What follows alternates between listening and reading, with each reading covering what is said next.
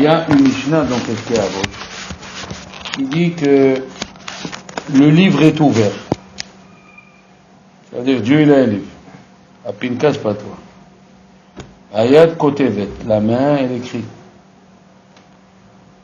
Ahenvani Makif, l'épicier il fait crédit. Sous-entendu c'est Dieu. C'est-à-dire que tu as fait des péchés. Ahenvani Makif. C'est écrit.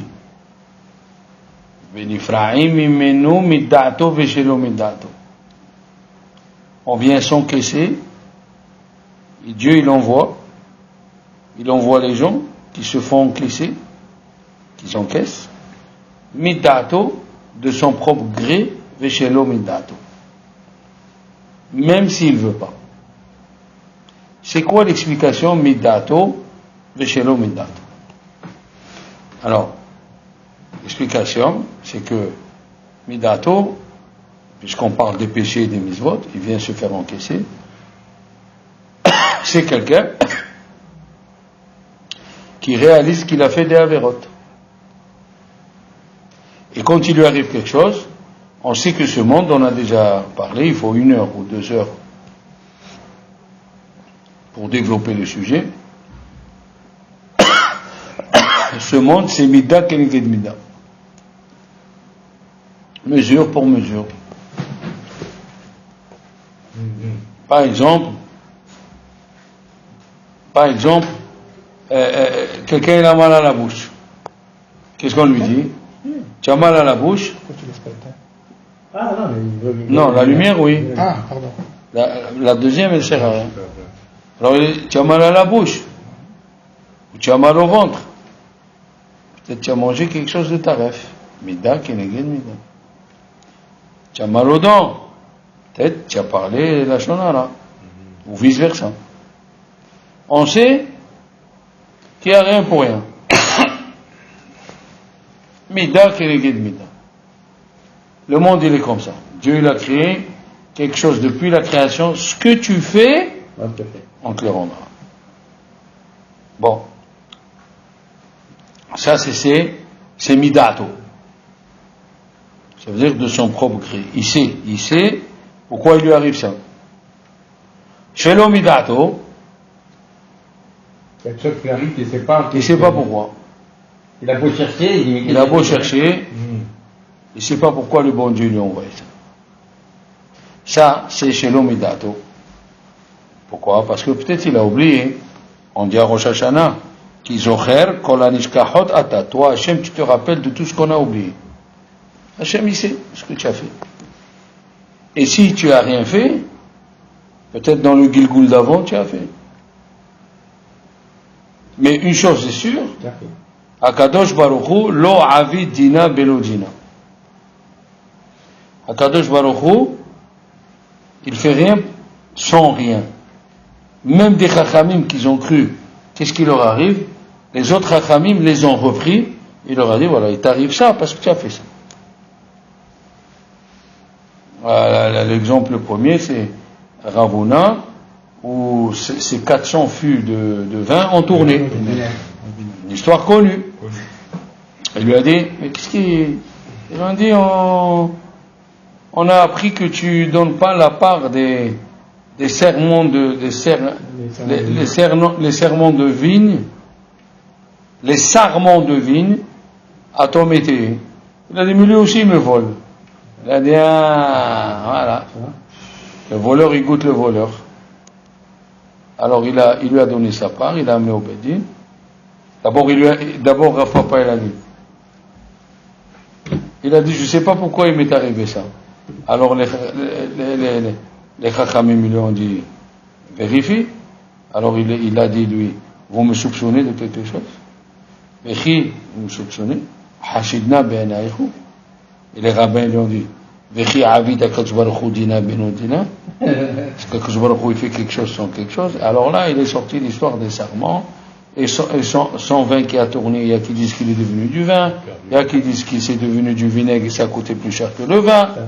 C'est bon. Mais une chose est sûre, si toi tu te rappelles pas, celui d'en haut il sait pourquoi.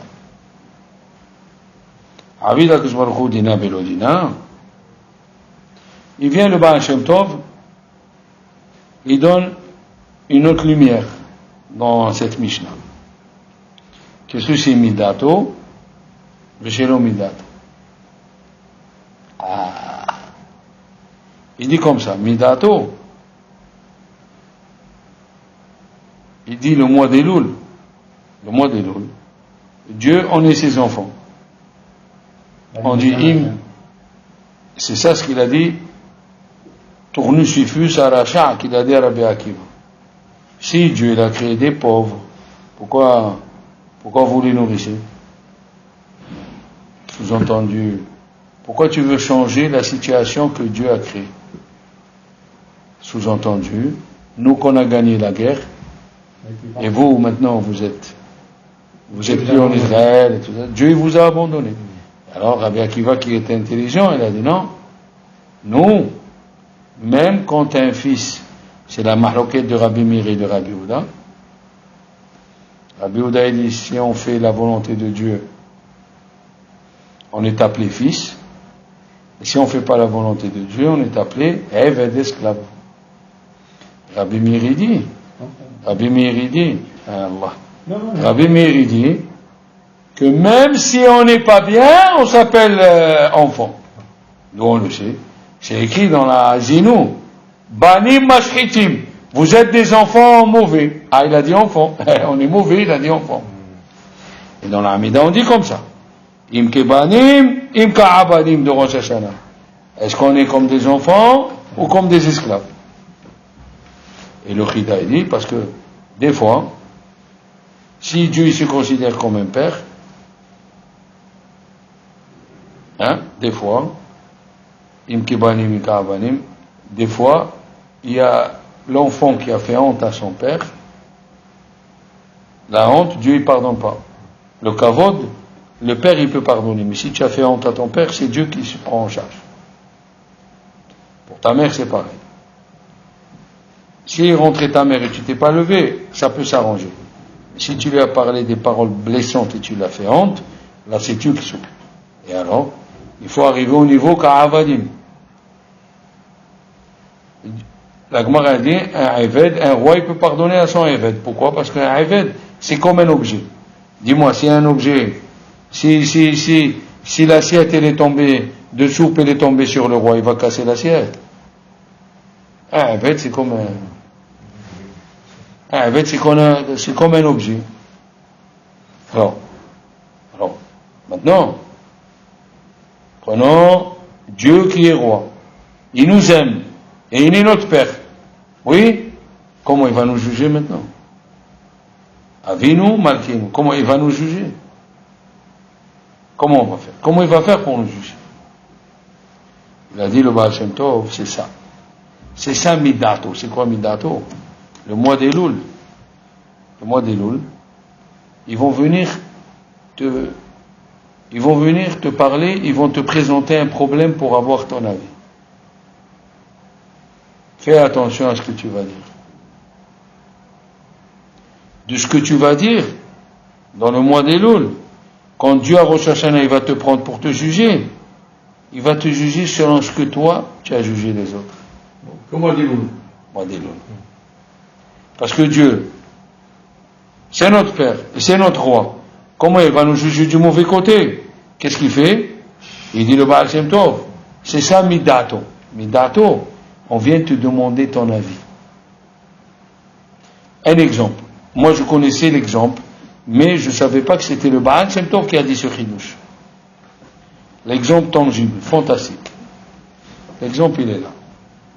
Un général, vous savez, dans l'armée du Tsar, ils allaient pour 25 ans. Et ce général, il a eu envie de voir ses parents. Comment il va faire? Il s'est sauvé une semaine. Après, il est revenu. Et on a raconté, le service de renseignement, ils ont raconté ça au roi. Comment il va le juger? Ce général, il a eu des médailles, qui s'est lancé dans la guerre, il s'est mis en danger pour le roi, pour l'empereur. Maintenant, il s'est manqué. Comment on va le juger? il y avait là-bas un rabbin. Il a demandé à un rabbin, il lui a dit, le rabbin, vous ne pouvez pas le juger. Il va se juger lui-même. Il va se juger lui-même comment? Il a dit, mettez-le dans le tribunal militaire qui s'occupe des déserteurs. Il y a beaucoup de sortes de désertion. De ce qu'il va dire lui, après un mois, vous l'amenez. Alors ils l'ont mis là-bas. Quand il y avait un qui désertait, pourquoi tu as déserté? J'avais envie de voir ma femme. Il dit alors? Et si tout le monde il a envie de voir sa femme, qu'est-ce qu'elle devient à l'armée? Et un il lui a dit, moi j'avais envie de voir mon père. Et ma mère, je les ai languis. Et si tout le monde il a envie de voir, alors 30 jours de prison. 6 mois sans solde. À la fin du mois, le roi il a appelé le général. Ça va, mon général, vous allez bien? Oui, grâce à Dieu. Il a dit, je sais que vous êtes un soldat exemplaire. Les gens ils parlent du bien que de vous. Mais vous savez que j'ai un service de renseignement spécial, moi. Je suis l'empereur, ou le roi. Il m'a dit alors, il m'a dit, il y a 6 mois, vous avez déserté, vous êtes parti une semaine voir vos parents sans me demander la permission. C'est vrai ou c'est pas vrai? Vous voulez que je vous amène? Non. Non, il faut amener. Le roi, il a dit, on fait rien. Ils sont venus. Il a dit, voilà, c'est deux, ils ont les photos, voilà les photos. Voilà quand tu embrasses ta maman, voilà. Et moi, je ne savais pas comment vous juger. Je vous ai mis dans les mains. Je vous ai mis juge des déserteurs. 3 fois votre cas s'est présenté. Et 3 fois, voilà ce que vous avez dit. Moi, c'est pas moi qui va vous juger. Vous êtes jugé vous-même. 30 jours de prison. Ça, c'est ce qu'il dit le Baal Shem Tov. Midato, veshelo midato. Donc fais attention de ce qui sort de ta bouche ce mois-ci. Fais attention ce qui sort de ta bouche, comme toi tu vas juger les autres, on va te juger. Maintenant, il y a dans le même Pirkei Avot, c'est écrit, Betzedek, non, dans le Pirkei Avot c'est écrit, Aseh lecha rav, fais-toi un rav, Ukne lecha chaver, et achète-toi un chaver, d'accord? Mais on peut pas, il n'y a pas écrit achète-toi un rav, parce que si tu achètes un rav, c'est qu'il est mdro, il vaut rien. Fais-toi un rav, et aussi fais-toi un rav, c'est écrit fais-toi un rav, parce qu'il y a des gens, ils vont chez celui-là, ils font le tour des rabbanim pour écouter ce qu'eux ils veulent écouter. Fais-toi un rav, achète-toi un ami, pourquoi? Parce qu'il passe du temps pour t'écouter, pour te conseiller, et c'est écrit, Aseh lecha rav, Ukne lecha chaver, ve'eve dan et kol adam lekav zechut.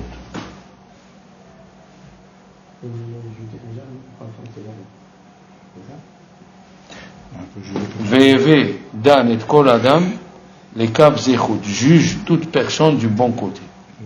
Alors, dites-moi qu'est-ce que c'est, quelle explication vous avez eue dans votre vie, qu'est-ce que c'est, juge une personne du bon côté. Expliquez-moi.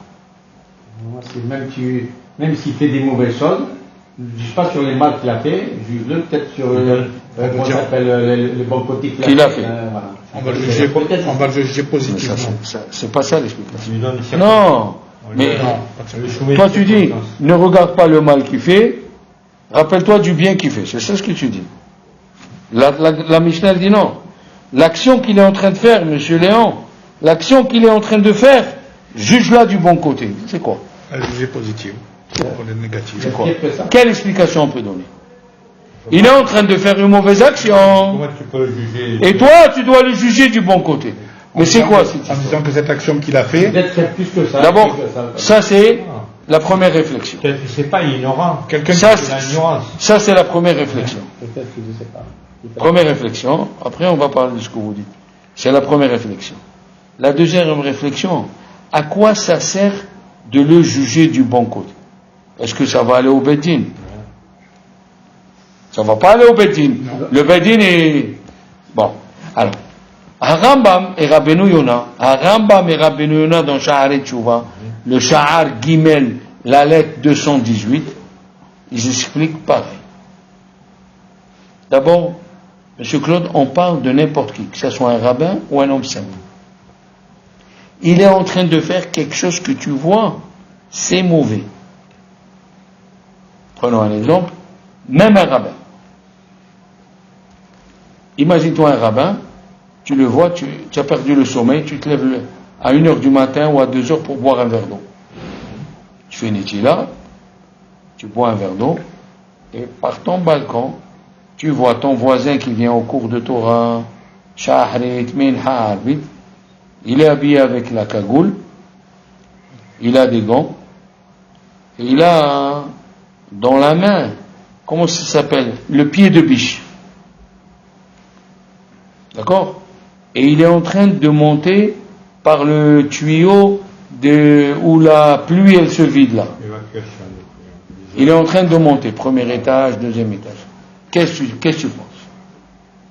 Première question. Tu dis, oui, ça c'est vrai côté. Maintenant, tu dis peut-être qu'il est coincé, peut-être qu'il est somnambule, peut-être. Deuxième question. Tu as un monsieur, ton voisin, le même, Shomer Shabbat, il étudie, il ouvre la voiture Shabbat. Qu'est-ce que tu dis? Qu'est-ce qu'il fait?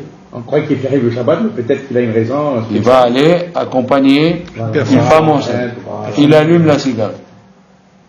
Et il fume. Là. Et il met la musique.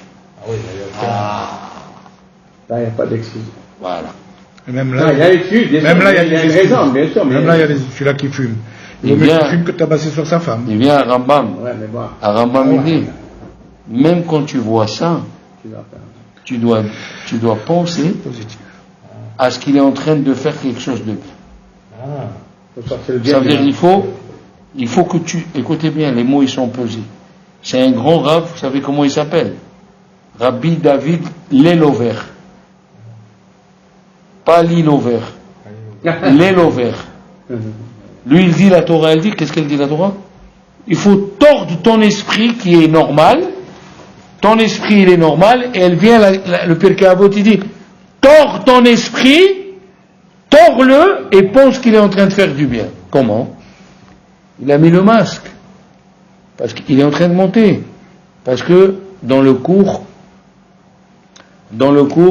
le Rav il a dit, pour faire la mitzvah de renvoyer la maman sur les œufs, il faut attendre que la maman elle soit sur les œufs. Or la journée, la maman elle cherche à manger, et c'est le papa qui est sur les œufs. Donc la journée, il ne pouvait pas faire la mitzvah. Deuxième, pourquoi il a mis le masque? Parce que si le père y vient, il va faire ses besoins, il faut qu'il se protège. Pourquoi il a pris le pied de biche? Parce que il faut de loin renvoyer la mère et écraser les œufs qui n'ont pas encore de poussins.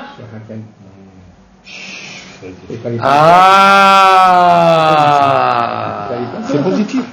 Il a dit, le Admour Migo, c'est ça qui est écrit, Ve'eve dan et kol adam, les kaf zechut. Pourquoi il y a écrit le mot les kaf? On aurait pu dire, Ve'eve dan et adam, l'ishut. L'ishut. Juge ton prochain du bon côté. Pourquoi c'est écrit les kaf? Vous savez c'est quoi une kaf? C'est quoi un kaf en hébreu? Ça veut dire ou la balance ou la cuillère. Il a dit à l'époque, elle servait à quoi la cuillère à part de manger? À part manger, à l'époque je te parle. Elle servait à part je parle de la cuillère.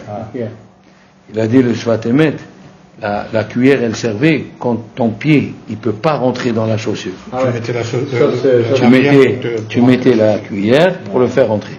Ça veut dire que tu obliges ton pied à rentrer dans un endroit où il peut pas rentrer. C'est ça les kaf zechut. Tu vois ton copain qu'il est en train de faire une bêtise, fais tordre ta tête pour expliquer du bon côté. C'est extraordinaire l'explication. Bon, ça c'est l'explication. Maintenant, pourquoi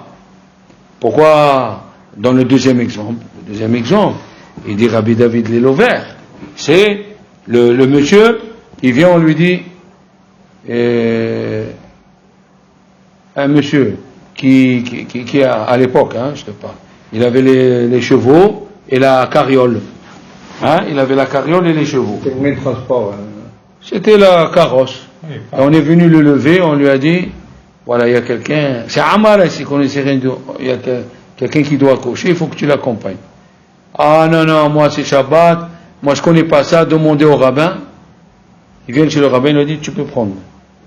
Il dit, mais moi pour prendre la carriole avec les chevaux, il y a un long chemin, moi je peux pas faire sans fumer. Fume! Il a dit, mais moi je mets la musique. Mets la musique. Si c'est pour sauver quelqu'un et tu peux pas le faire sans, il faut traduire du bon côté. Quand il a fini, il a dit à son copain qui était Hamar comme lui, dans la Torah, il a dit, tu sais pas ce que les rabbins ils permettent quand ils veulent, la cigarette, la radio, ils ne savaient pas que c'était pour vous. Maintenant, à quoi ça sert ce qu'on vient de dire? Tu sais à quoi ça sert? Pour toi. Si tu juges du bon côté, tu sors de ta bouche le jugement du bon côté, on le juge. Là-bas, on te juge du bon côté. Comme il vient de dire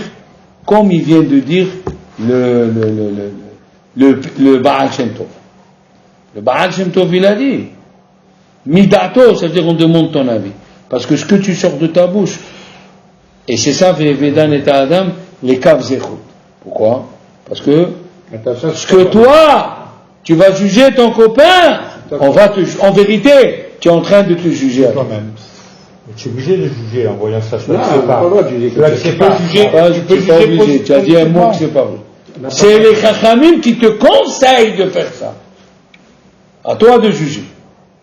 Tu as le droit de juger du bon côté, et tu as le droit de juger du mauvais côté. Le Rambam et Rabbi Noé a dit, même si 99% c'est que du mauvais, si tu peux toi avec ta bouche renverser, même que ça va pas aller au Beddin, ça sert à rien, dans le ciel, ils vont juger comme toi. Comme toi tu parles, on parlera de toi à Olam Haba.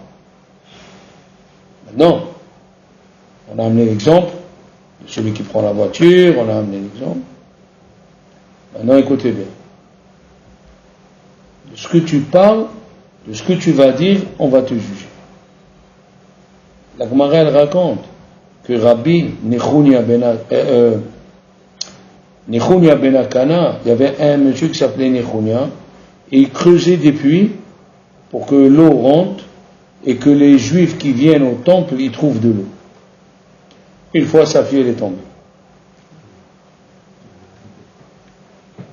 Sa fille elle est tombée.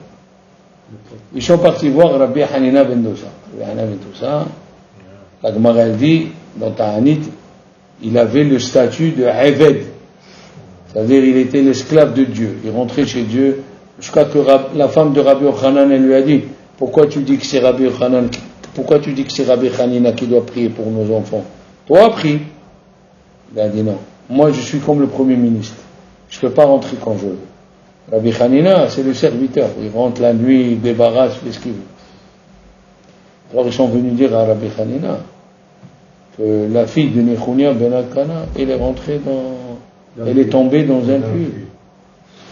Il a dit quoi? Une chose que ce tzaddik faisait, ses enfants ils vont mourir. Non, n'ayez pas peur. La deuxième heure, ils sont venus. Il a dit, n'ayez pas peur. La troisième heure, ils sont venus. Il leur a dit, les choub, les shalom. Elle est sortie de l'eau. Ils sont partis voir. Comme il a dit, alors ils lui ont dit quoi? Tu es un prophète? Il a dit non. Je suis ni prophète, ni fils de prophète. Quand tu sors quelque chose de bien de ta bouche, et ce monsieur, il a rendu service, ils lui ont dit à la fille, qu'est-ce que tu as vu? Il a dit, j'ai senti quelqu'un qui m'a sorti du puits, il m'a mis au bord. Maintenant, la même personne, elle a eu dans sa famille un garçon qui est tombé. Eh bien, il est parti. Et qu'est-ce qu'ils disent les Mefarshim? Parce qu'il n'y avait pas Rabbi Hanina ben Dosa pour sortir les bons mots de la bouche. Tout le monde disait, ah, il va mourir, ah, il va mourir, et il est mort. Tu dois faire attention de ce que tu vas parler tout le mois de Elul sur ta femme, sur ton fils et sur tes copains. Tout ce que tu vas dire, on va te juger. Et le conseil, c'est que le mois de Elul, fais attention à ta bouche. Venez voir qu'est-ce que c'est la force de la bouche. On vient de donner 3 exemples. Il a dit Ve'evedan et kol adam lekavzeh. Rabbi, il y avait un grand rave qui toujours il trouvait le bon côté chez les juifs. Rabbi Pinhas, Rabbi Bonem Mipsisha. Lui, quand il voyait quelqu'un faire quelque chose de mauvais, il le renversait en bien. Il a vu un juif manger à Tisha B'Av. Il lui a dit, tu sais que c'est Tisha B'Av? Il a dit, je sais. Il a dit, peut-être que tu es malade. Il a dit, non, je ne suis pas malade et je mange. Et je mets les chaussures en cuir. Il s'est tourné vers Dieu, il a dit, Hachem, regarde tes enfants. Même quand ils font un péché, ils disent la vérité, ils disent le émet. Où tu vas trouver ça? Ça veut dire qu'ils cherchaient toujours à trouver le bon côté à un juif. Et si tu trouves le bon par ta bouche de ce que tu vas parler, c'est pour ça qu'on fait Atarat Nedarim, la veille de Rosh Hashanah, la veille de Kippour, on te dit fais attention. De ce que tu vas parler, on va te juger. De ce que tu vas parler pendant le mois, on va te juger. La Gemara, elle a dit, vous savez que quelqu'un, une femme qui était en captivité, si nous on ne le sait pas, elle vient et nous dit, j'étais en captivité et je suis pure, elle est pure, puisque personne ne sait. Personne n'a vu. Péché à ça, ou à péché itir. La bouche qui s'est interdite, la bouche qui s'est permis. D'accord? Maintenant, un rave, il a dit, mais non, pourquoi on va la croire? Il a commencé à discuter. Il lui a dit, ouais, et si c'était tes filles qui étaient en captivité? Tu n'aurais pas voulu qu'on les sauve, on les attende, on ne sait pas où ils sont, et eux ils viennent, ils nous disent qu'est-ce qui s'est passé. Il a dit, il a sorti de sa bouche ce rave. Si tes filles étaient en captivité, c'est les filles de Shmuel. Dans le même jour, les filles de Shmuel, ils étaient en captivité. Bénaté de Shmuel dans le père Ekbet de Ketubot. Il a dit, après Hanan Basserman, quand tu parles, c'est comme si comme tu coupes une viande avec un couteau. Est-ce que le couteau, quand tu le mets sur la viande, il ne va pas couper? Il va couper. Il y a 3 cas dans la Gemara. Il y a aussi un cas dans Bava Metzia, dans Ezéon Esher, où un il lui a dit, toi tu nous dis que ton père, il fait avec les commerçants, que si jamais il gagne de l'argent, il lui donne, et s'il ne gagne pas de l'argent, il ne lui donne pas, mais c'est pas écrit dans le contrat. Il n'y a rien écrit. C'est de bouche à bouche. Et si ton père il meurt, comment on va savoir qu'est-ce qu'il leur a dit, qu'est-ce qu'il leur a pas dit? Il a dit, si ton père il meurt, son père il est mort. Il a dit, monsieur. Pour dire la force de la parole. La force de la parole. Prenons maintenant quelqu'un qui connaît rien. Il connaît rien du tout. Et il parle bien, Dieu il le choisit. C'est écrit dans le Pele Yoetz, il a amené Rabbi Meir Papo. Il a écrit que Gidon, c'est un des chefs d'Israël. Il ne savait pas, il ne savait rien du tout. Seulement il a dit à Dieu, hier mon père il a lu que tu nous as sortis d'Égypte. Mon père il a lu le Hallel. Mon père il a lu, on était des idolâtres et tu nous as sauvés. Pourquoi tu ne nous sauves pas aujourd'hui? Il est venu l'ange de Dieu et lui a dit, va avec cette force, moi je t'aiderai. Quelle force? la force que tu parles du bien. Tu trouves, hein, tu n'es pas un catégore, tu n'es pas un accusateur, tu es un sanégor, tu es un avocat. Hachem, il aime que celui qui parle du bien de ses enfants. Hachem, il n'aime pas, il a puni. Hein?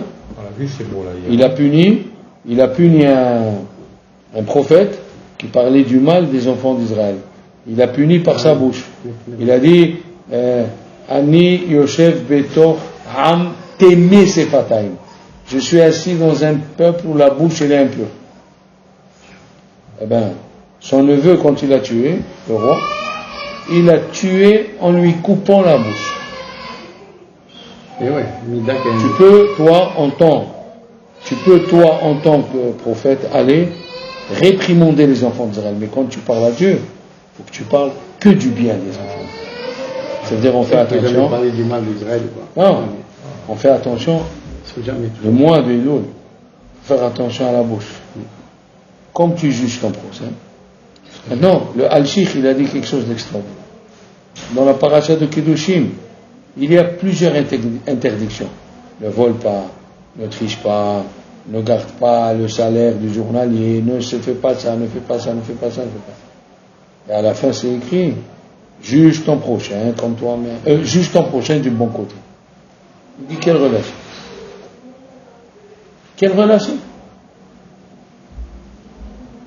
Il a dit, le Al-Shir, imagine-toi, tu travailles chez quelqu'un. Il t'a pas payé le 30. Tu rentres à la maison, tous les enfants, papa, on a faim, la femme, où il est la paye? Qu'est-ce qui se passe? Si tu as bien éduqué ta femme et tes enfants dans la Torah, tant mieux, on va voir comment. Mais si tu les as mal éduqués, qu'est-ce qu'elle commence la femme? À maudire. Donc ils transgressent, ne maudit pas. Après les enfants, ils commencent et ils disent c'est un voleur. C'est un voleur. Il te paye pas. Tous les Issourim qui sont avant, il y a au moins 12 Issourim. Alors que si tu jugeais ton copain du bon côté, tu vas sauver les 12 péchés qui sont avant. Tu diras le pauvre, il n'a pas pu se moi, il va me payer. C'est pas grave, on peut s'arranger avec ça, c'est pas grave. Il a fait d'autres affaires avec toi, le camion il va payer quand même. Le camion, il n'a pas venu lui ouvrir l'argent. Voilà, les paroles. La brise, c'est pas Si les paroles, Razak. si tu dis le Al-Shir, si les paroles à toi ils sortent bien, alors tu évites beaucoup d'interdictions. Alors Moshe Feinstein, il avait 2 familles qui habitaient à côté de lui. Shomrei Shabbat. Une, les enfants ils sont sortis bien, une, les enfants ils sont mal sortis. Pourquoi? Il est parti vérifier. Il a dit la famille où les enfants ils sont sortis bien. Il a dit comment ça se fait que vous êtes sortis bien? Il a dit parce que mon père, quand il allait travailler et il ratait le travail à cause du Shabbat, on le renvoyait. Il était content, il disait aux enfants, on peut faire un sacrifice à Dieu. Merci mon Dieu, si tu me permets de ne pas travailler Shabbat même si on me renvoie. Quand les enfants ils ont écouté ça, ils sont sortis bien. Quand il est parti voir les enfants de l'autre qui sont sortis mauvais, il leur a dit pourquoi. Ils ont répondu, quand on venait à la maison, papa il nous disait, dommage, on est obligé de fermer le magasin, on aurait pu gagner $15 000. Dommage, c'est quoi cette fête? C'est quoi cette fête? C'est quoi ce jour? C'est quoi et c'est quoi? De ce que tu sors de ta bouche, on va te juger. Et la Gemara, dans Shabbat, page 127, elle raconte l'histoire. Un monsieur, il est parti travailler chez Rabbi Eliezer ben Orkan. 3 ans. À la fin des 3 ans, il a dit, tu as de l'argent? J'ai pas d'argent. Tu as des parottes, des vaches? J'ai pas. Tu as des fruits? J'ai pas. Tu as de la terre? J'ai pas. Il a dit, au revoir, il prend ses affaires et il s'en va. Il l'avait raconté, ça, 3 ans, 1 mois après, il revient, Rabbi Eliezer ben Orkanos, avec 3 ânes chargés, et il lui donne l'argent. Il lui dit, dis-moi, comment tu m'as jugé? Quand je t'ai dit, j'ai pas d'argent. Je t'ai dit, peut-être tu as eu une affaire en or, tu ne peux pas la laisser. Et quand je t'ai dit, j'ai pas de terrain, j'ai dit, peut-être tu l'as sanctifié à Dieu.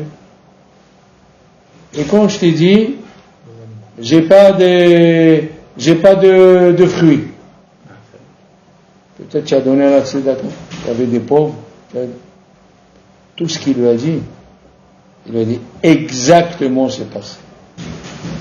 Et il lui a dit, comme tu m'as jugé du bon côté, que Dieu te juge du bon côté. Et il a dit, Rabbi Nissim Gaon, qui c'est cette personne? C'est Rabbi Akiva. Oh, ça te rappelle plus maintenant. Bon, Vous l'avez dit, mais ça fait voilà. Maintenant tu comprends pourquoi Rachel, elle a posé ce bonhomme. Rachel, elle a posé un bonhomme. Tellement il était bien, même quand on lui faisait du mal, il trouvait le bien. Rachel, qui est enterrée à côté de Rabbi Akiva, à Tveria, elle trouvait le bon côté. Il trouvait le bon côté. C'est pas facile, les enfants. Il faut faire un travail sur soi-même. Comment tu vois quelque chose de mauvais, il faut te tordre la tête. Il dit Rabbi David Lelover, il faut te tordre la tête pour que ça sorte bien. C'est pour ça quand il est tordu qu'il peut trouver quelque chose que toi tu ne peux pas trouver. Maintenant, vous avez tout compris que quand quelqu'un il fait un mauvais rêve, qu'est-ce qu'il dit là-dedans? C'est selon la bouche.